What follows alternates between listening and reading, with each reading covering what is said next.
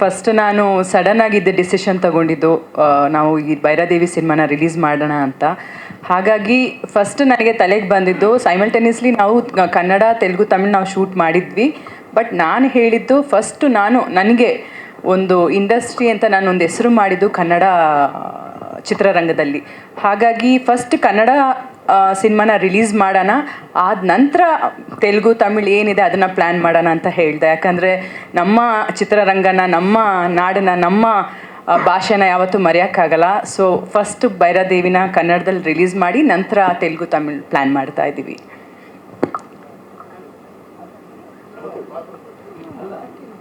ಮಾತಾಡೋದಿದೆ ಅಲ್ಲ, ನೀವು ಕೇಳಿದ್ದಕ್ಕೆ ಕ್ವಶನ್ಸ್ ಇದ್ರೆ ಮಾತಾಡ್ತಾರೆ ಅಂತ ಅಲ್ಲ, ಆ ಥರ ಅಲ್ಲ. ನಾವು ಭಾಳ ಮಾತಾಡಿದ್ದೀವಿ. ಈಗ ನಮ್ಮ ರಂಗಣ್ಣ ಫಸ್ಟ್ ಟೈಮ್ ಕಾಣಿಸ್ಕೋತಾ ಇರೋದು, ನಮ್ಮ ಮಾಸ್ಟರ್ ಫಸ್ಟ್ ಟೈಮ್ ಕಾಣಿಸ್ಕೋತಾ ಇದ್ದಾರೆ.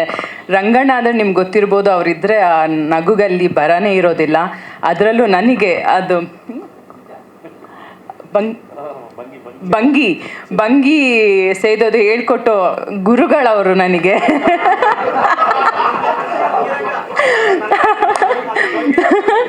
ನಾನು ಎಷ್ಟು ತಿಂಗಳು ಕಷ್ಟಪಟ್ಟಿದ್ದೀನಿ ಅಂದರೆ, ಇವ್ರು ಏನೇನೋ ಸಿಗರೇಟ್ ತಂದುಕೊಟ್ರು, ಏನೇನೋ ತಂದುಕೊಟ್ರು, ನನಗೆ ಆಗ್ತಾ ಇರಲಿಲ್ಲ. ಬಟ್ ಇವ್ರು ಹೇಳ್ಕೊಟ್ಟಿದ್ದು ಒಂದು ಸ್ಟೈಲು, ಆ ಶಾರ್ಟ್ ನೀವು ನೋಡ್ಬೋದು ಸಿನಿಮಾದಲ್ಲಿ.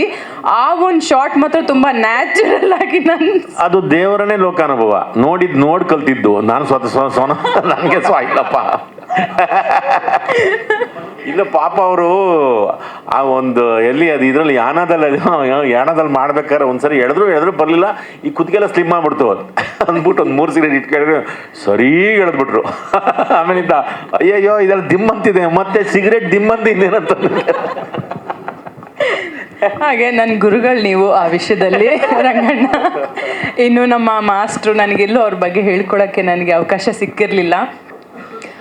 ಫಸ್ಟ್ ಟೈಮ್ ಸಿನಿಮಾದಲ್ಲಿ ನಾನು ಆ್ಯಕ್ಷನ್ ಮಾಡಿರೋದು. ಪಾಪ ಅವ್ರು ನನಗೆ ಭಾಳಷ್ಟು ರಿಹರ್ಸಲ್ ಕೊಡುವಾಗ ಹೇಳಿದರು ನನಗೆ, ದಯವಿಟ್ಟು ನೀವೊಬ್ಬರೇ ರಿಹರ್ಸಲ್ ಮಾಡೋಕ್ಕೆ ಹೋಗಬೇಡಿ, ನಾನು ಅಸಿಸ್ಟೆಂಟ್ಗಳನ್ನ ಕಳಿಸ್ತೀನಿ, ಇಲ್ಲ ನಾನು ಬರ್ತೀನಿ ಅಂತ. ಅವ್ರ ಮಾತು ಕೇಳ್ದಿರ ನಾನೇ ಮನೆಯಲ್ಲಿ ಪ್ರಾಕ್ಟೀಸ್ ಮಾಡೋಕ್ಕೆ ಹೋದೆ, ಬ್ಯಾಕ್ ಫ್ಲಿಪ್ ಎಲ್ಲ. ಸೊ ಆ ಟೈಮಲ್ಲಿ ಸ್ವಲ್ಪ ನನಗೆ ಪ್ರಾಬ್ಲಮ್ ಆಗಿತ್ತು. ಸ್ವಲ್ಪ ಮಾಸ್ಟರ್ ಕೈಯಲ್ಲಿ ಬೈಸ್ಕೊಂಡೆ ಅನ್ಕೋತೀನಿ. ಆ ಟೈಮಲ್ಲಿ ತುಂಬ ಬೈದ್ರೆ, ಯಾಕಂದರೆ ಶೂಟಿಂಗ್ ಪೋಸ್ಟ್ಪೋನ್ ಆಯಿತು ನಮ್ಮದು ಒಂದು 20 ಡೇಸ್, ಮತ್ತೆ ನಾವು ಮುಂದೆ ಹೋದ್ವಿ. ಸೊ ಈ ಥರ ಬಹಳಷ್ಟು ಅಡಚಣೆಗಳು ನಮ್ಮ ಸಿನಿಮಾಗೆ ಬಂದಿದೆ. ಇನ್ನು ಮಾಸ್ಟರ್ ತುಂಬ ಚೆನ್ನಾಗಿ ನನ್ನ ಹತ್ರ ಫೈಟ್ ಮಾಡಿಸಿದ್ದೀರಾ, ಥ್ಯಾಂಕ್ ಯು ಸೋ ಮಚ್ ನಿಮಗೆ. ಇನ್ನು ನಮ್ಮ ಅನು ಅಕ್ಕ ನೋಡಿ, ಇವತ್ತು ಇವರೆಲ್ಲ ಇದ್ದಾರೆ, ಪಾಪ ನನಗೆ ಒಂದು ಲೇಡಿ ಅಂತ ನನ್ನ ಜೊತೇಲಿ ಇವರೇ ಸಾಥ್ ಕೊಡ್ತಾ ಇರೋದು. ಥ್ಯಾಂಕ್ ಯು ಸೋ ಮಚ್ ಅಕ್ಕ.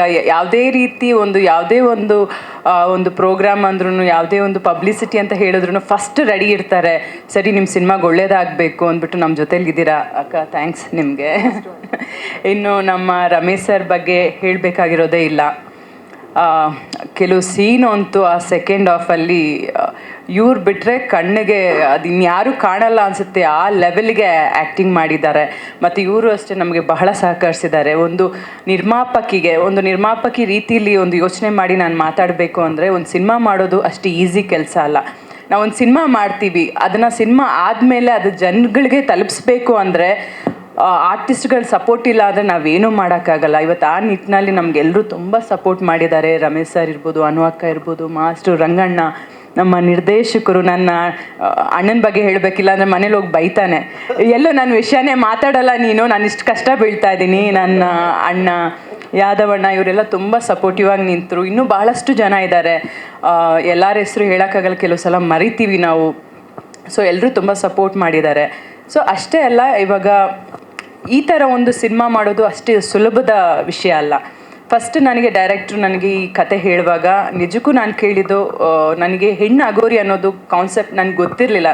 ನಾನು ಯಾವತ್ತೂ ಕೇಳಿರಲಿಲ್ಲ ಹೆಣ್ಣು ಅಗೋರಿ ಇದಾರಾ ಅನ್ನೋದೇ ನನಗೊಂದು ಆಶ್ಚರ್ಯದ ವಿಷಯ ಆಗಿತ್ತು.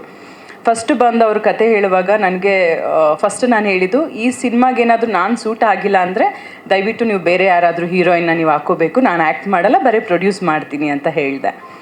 ಒಂದು ಫೋಟೋಶೂಟ್ ಆದಮೇಲೆ ನಿಜಕ್ಕೂ ನನಗೆ ಈ ಪಾತ್ರ ತುಂಬ ಇಷ್ಟ ಆಯಿತು. ಅಂದರೆ ನಾನು ಇಷ್ಟು ವರ್ಷ ಹಲವಾರು ನನ್ನ ಒಂದು ಕನಸಿತ್ತು, ಬೇರೆ ಬೇರೆ ರೀತಿಯಾದಂಥ ಪಾತ್ರಗಳನ್ನ ಮಾಡಬೇಕು ಅಂತ. ಬಟ್ ಈ ಥರ ಅಗೋರಿ ಪಾತ್ರ ಮಾಡ್ತೀನಿ ಅಂತ ನನ್ನ ಕನಸಲ್ಲೂ ಸಹ ಅಂದ್ಕೊಂಡಿರಲಿಲ್ಲ.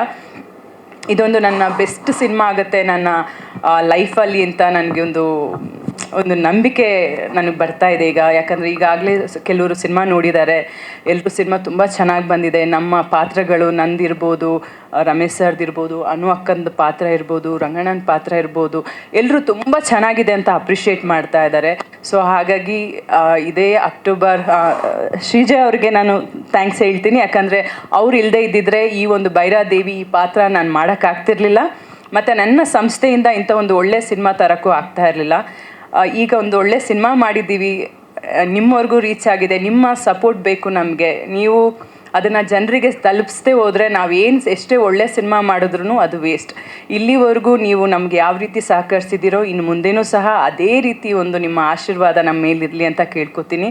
ಇದೇ 3ನೇ ತಾರೀಕು ಈ ಭೈರಾದೇವಿ ಸಿನಿಮಾ ನಾಡಿತ್ತು, ಇನ್ನು 1 ದಿವಸ ಇದೆ ಅಷ್ಟೇ ನಮಗೆ. ಭೈರಾದೇವಿ ಸಿನಿಮಾ ರಿಲೀಸ್ ಆಗ್ತಾ ಇದೆ. ನಾನು ಥಿಯೇಟ್ರಿಗೆ ಫಸ್ಟ್ ಶೋ ತ್ರಿವೇಣಿ ಥಿಯೇಟ್ರಿಗೆ ಸಿನಿಮಾ ನೋಡೋಕ್ಕೆ ಹೋಗ್ತಾ ಇದ್ದೀನಿ. ನೀವು ಎಲ್ಲ ಬನ್ನಿ, ನಮಗೆ ಸಪೋರ್ಟ್ ಮಾಡಿ ಅಂತ ಕೇಳ್ಕೊತೀನಿ. ನಮಸ್ಕಾರ.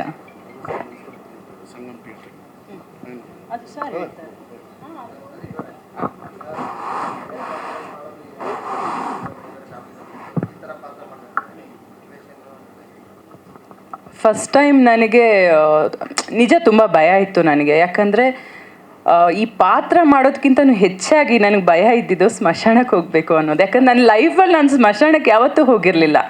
ಯಾಕಂದ್ರೆ ನಮ್ಮಲ್ಲಿ ಇದಿಲ್ಲ, ಸ್ಮಶಾನಕ್ಕೆ ಹೋಗಬಾರ್ದು ಅಂತೆಲ್ಲ ಹೇಳ್ತಾರಲ್ಲ. ಮತ್ತು ನನಗೆ ತುಂಬ ಭಯ.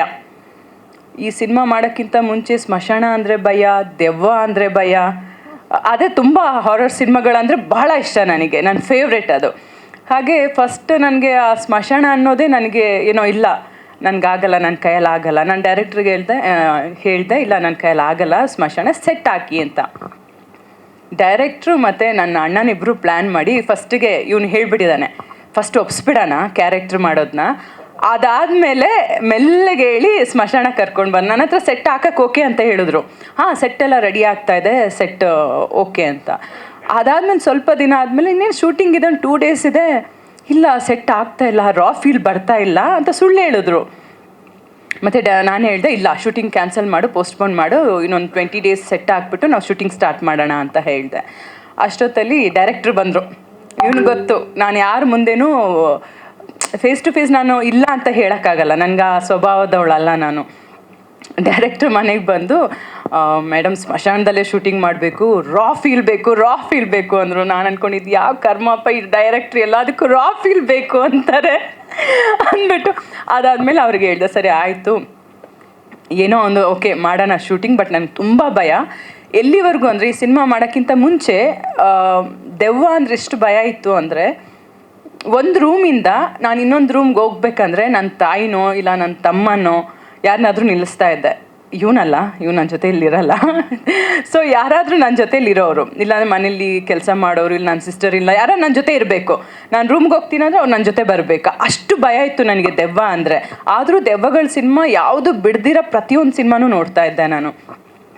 ಈ ಸಿನಿಮಾ ಮಾಡಿ ಅದು ಏನೋ ಗೊತ್ತಿಲ್ಲ ನನಗೆ, ಆ ದೆವ್ವ ಅನ್ನೋದು ಆ ಭಯನೇ ಹೊರಟೋಗಿದೆ ನನಗೆ. ಈಗ ನೀವು ಒಬ್ಬಳೇ ಮಧ್ಯರಾತ್ರಿ 2 ಗಂಟೆಗೆ ಹೋಗಿ ಸ್ಮಶಾನಕ್ಕೆ ಒಬ್ಬಳೇ ಹೋಗು ಅಂದರೆ ನಾನು ಹೋಗ್ಬಿಟ್ಟು ಬರ್ತೀನಿ, ಅಷ್ಟು ಧೈರ್ಯ ಬಂದಿದೆ ನನಗೆ. ಅದು ಏನು ಶಕ್ತಿನೋ ಗೊತ್ತಿಲ್ಲ.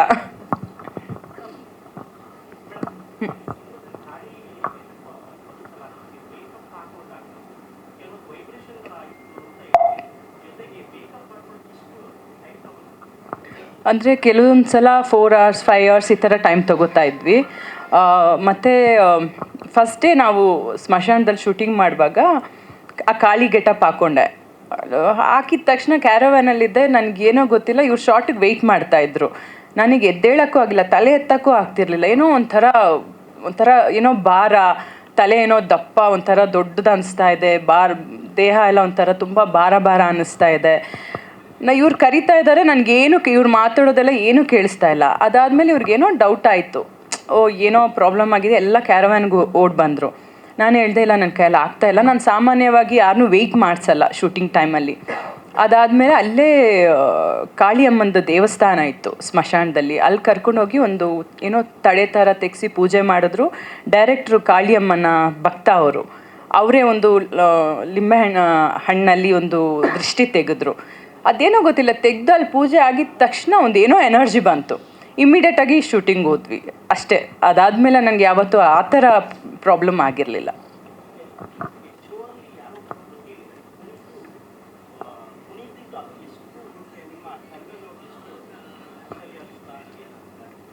ಸರ್ ಖಂಡಿತವಾಗ್ಲು, ಯಾಕಂದರೆ ಇನ್ನೊಂದೇನೆಂದರೆ ಅವ್ರವ್ರ ನಂಬಿಕೆ ಅದು. ಅವ್ರವ್ರ ನಂಬಿಕೆನ, ಅವರ ಒಂದು ಪರ್ಸ್ನಲ್ ಎಕ್ಸ್ಪೀರಿಯನ್ಸ್ನ ನಾವೇನು ಅದ್ರ ಬಗ್ಗೆ ಕಮೆಂಟ್ ಮಾಡೋಕ್ಕಾಗಲ್ಲ.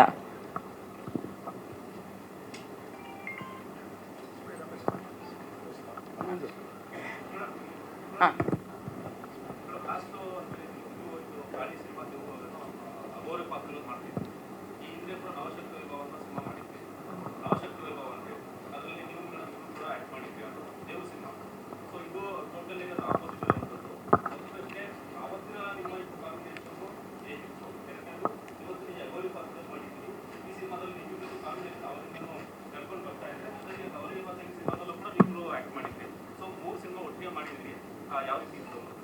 ತವರಿಗೆ ಬಾ ತಂಗಿ ಸಿನಿಮಾದಲ್ಲಿ ನನ್ನ ಅತ್ತಿಗೆ ಪಾತ್ರ ಮಾಡಿದ್ರು. ಅವತ್ತಿಂದನೂ ನನ್ನ ಫೇವ್ರೆಟ್ ಇವರು. ಸೊ ನನಗೆ ಅನು ಅಕ್ಕ ಅಂದಿದ ತಕ್ಷಣ ನನಗೆ ಫೀಲ್ ಆಗೋದು ಅವರೊಂದು ಆರ್ಟಿಸ್ಟ್ ಅಂತ ನನಗೆ ಅನಿಸಲ್ಲ. ಅವ್ರು ನನ್ನ ಅಕ್ಕ ಅನ್ನೋ ಫೀಲಿಂಗೇ ನನಗೆ ಇವತ್ತಿಗೂ ಇರೋದು.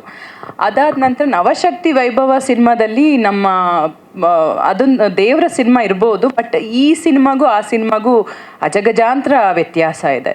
ಅದನ್ನು ಅಂದರೆ ಇವ್ರ ಪಾತ್ರ ಇರ್ಬೋದು, ನನ್ನ ಪಾತ್ರ ಏನು ಅನ್ನೋದನ್ನ ನಾನಿವಾಗ ರಿವೀಲ್ ಮಾಡಿಬಿಟ್ರೆ ಮತ್ತು ನೀವು ಸಿನಿಮಾ ನೋಡೋದು ಆ ಮಜಾ ಹೊಟ್ಟೋಗ್ಬಿಡತ್ತೆ. ಸೊ ಇನ್ನೇನು ಒಂದು ದಿವಸ ಇದೆ, ವೆಯ್ಟ್ ಮಾಡಿ, ನಿಮಗೆ ಗೊತ್ತಾಗ್ಬಿಡತ್ತೆ. ನಾಡಿದ್ದು ರಿಲೀಸ್ ಅಲ್ಲ ಸಿನಿಮಾ, ಒನ್ ಡೇ ಇದೆ ಅಷ್ಟೇ.